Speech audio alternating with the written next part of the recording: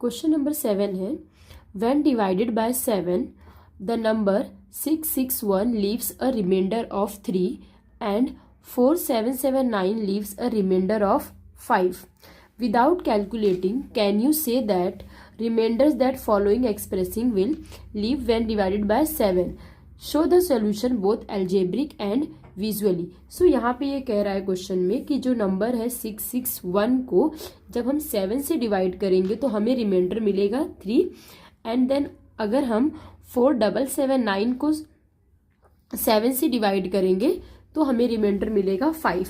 तो यहाँ पे हमें दो क्वेश्चंस दिया गया है जिनमें हमें विदाउट कैलकुलेटिंग बताना है कि इन नंबर्स को 7 से डिवाइड करने पर रिमाइंडर कितना बचेगा. बट इस चीज़ का ध्यान रखना है कि हमें इसमें कैलकुलेशन नहीं करना है. तो स्टार्ट करते हैं.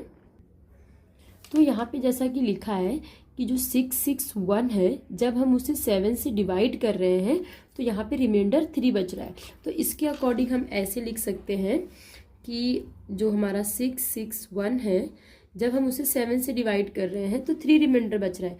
मतलब कि वो कोई भी नंबर है, ये जो है ये 6 का 7 से डिविजिबल है. सो यहाँ पे लिखेंगे 7a एंड जो रिमाइंडर बच रहा है वो 3. तो इस 661 को हमने अलजेब्रिक फॉर्म में 7a + 3 से प्रेजेंट किया. उसी तरीके से जो दूसरा नंबर है 4779 ये भी 7 से डिविजिबल है और इसका रिमाइंडर जो बच रहा है 5 बच रहा है. तो हम इसे इस तरीके से लिख सकते हैं 7b + 5. अब यहाँ पे अगर हम देखें तो जो 4779 + 661 है. सो 47 से अच्छा इसको मैं फिर से लिख लेती हूँ यहाँ पे 4779 + 661.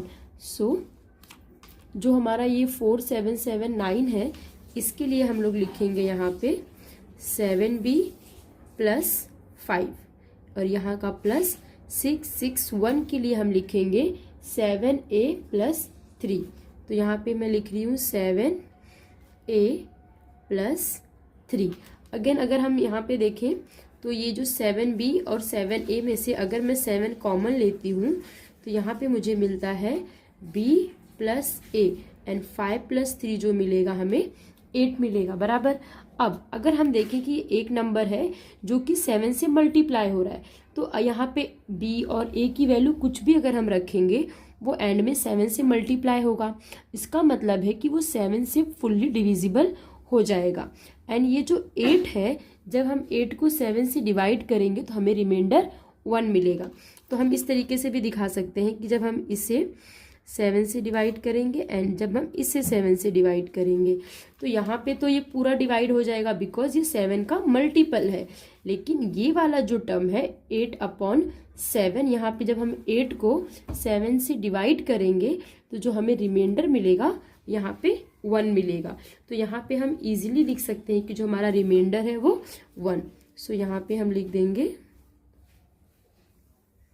रिमाइंडर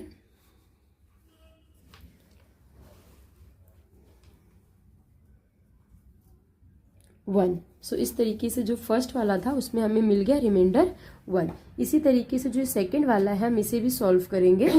सो यहाँ पे हमें जैसे कि पता है यहाँ पे लिख देते हैं कि 661 के लिए यहाँ पे हम यूज़ करते हैं 7a + 3 एंड फॉर 4779 के लिए हम यूज़ कर रहे हैं 7b + 5. अब इसके अकॉर्डिंग यहाँ पे मैं फिर से इसे लिख लेती हूँ 4779 - 661. तो देयरफॉर 4779 के लिए यहाँ पे मैं लिखूँगी 7b + 5 माइनस ये माइनस है तो इसलिए मैं ब्रैकेट में लिखूँगी अभी आगे का नंबर. सो ये हो जाएगा 7a + 3. अब यहाँ पे ये जो यहाँ पे आ जाएगा 7b ये +5 माइनस 7a - 3.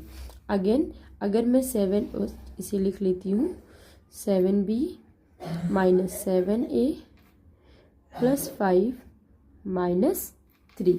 अब अगर इसमें से मैं 7 कॉमन लेती हूँ तो यहाँ पे आ जाएगा ये 7 कॉमन लेने पे b माइनस ए एंड यहाँ पे +2 बराबर। अब अगर हमें इस दोनों नंबर को यहाँ पे 7 से डिवाइड करती हूँ, सो ये तो 7 का मल्टीपल है, तो यहाँ पे मुझे ये पूरा नंबर ही डिवाइड हो जाएगा। लेकिन ये जो 2 है, अगर मैं 2 को 7 से डिवाइड करूँ तो 2 7 से डिवाइड नहीं होगा। दैट मीन्स ये जो रिमाइंडर है यहाँ पे 2 ही आएगा। तो यहाँ पे हम लोग लिख सकते हैं 2 is not divisible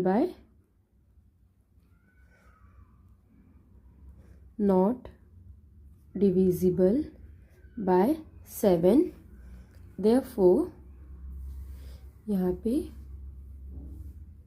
जो रिमाइंडर है वो आ जाएगा हमारा 2।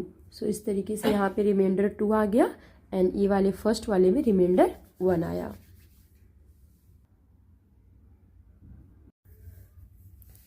क्वेश्चन नंबर 8 है, find a number that leaves a remainder of 2 when divided by 3, a remainder of 3 when divided by 4 and a remainder of 4 when divided by 5.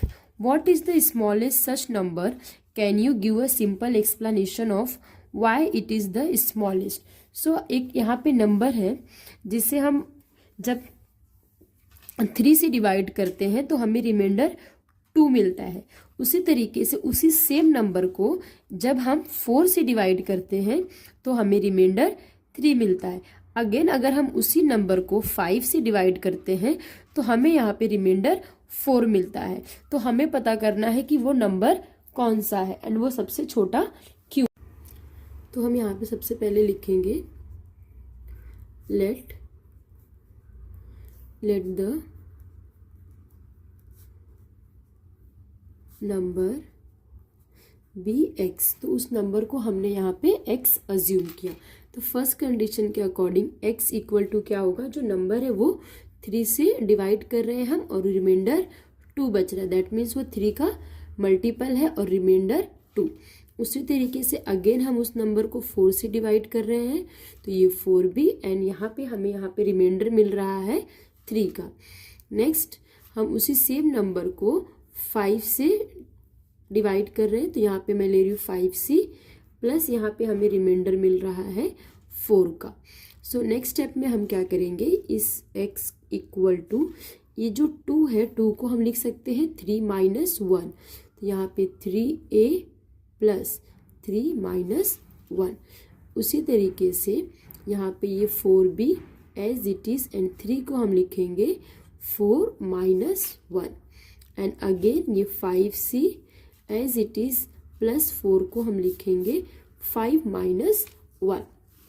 अब हमें क्या करना है, ये जो प्लस यहाँ पे -1 है हमें इस तरफ लेकर आना है। तो ये जो x है यहाँ पे है -1 तो इस तरफ ये आके हो जाएगा +1। तो अब हम यहाँ पे लिखेंगे x यहाँ पे -1 है तो इस तरफ आके +1 हो गया एंड यहाँ पे इक्वल टू में 3a प्लस 3। अगेन यहाँ पे x plus 1 equal to 4b plus 4 and यहाँ पे x plus 1 equal to 5c plus 5। अब अगर हम यहाँ पे ध्यान से देखिए जो नंबर है 3 4 5, अब हम इसका एलसीएम निकालेंगे। तो यहाँ पे हम लिखेंगे एलसीएम ऑफ 3, 4, 5। तो अगर हम ध्यान से यहाँ पे देखें तो जो 3 and 4 और 5 है वो एक दूसरे के टेबल में नहीं आते, तो हम डायरेक्टली मल्टीप्लाई करके लिख सकते हैं। यहाँ पे 3 4 जा 12 एंड 12 5 जा 60। तो यहाँ से हमें जो एलसीएम मिला है वो 60 है। तो हम अब क्या करेंगे, इसमें से किसी भी एक को यहाँ पे लिखेंगे।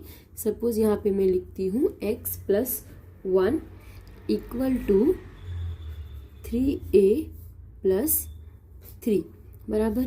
सो अभी ये x plus 1 as it is है एंड यहाँ पे ये जो 3 है मैंने कॉमन लिया तो यहाँ पे आता है a प्लस 1। अब ये जो 3 का मल्टीपल है इसकी जगह पे जो हमें एलसीएम मिला है हम उसे पुट कर देंगे। तो ये हो जाएगा x + 1 = 60। तो जो x की वैल्यू हो गई वो 60 - 1। सो यहाँ से हमें जो स्मॉलेस्ट नंबर था x की वैल्यू मिल गई 59।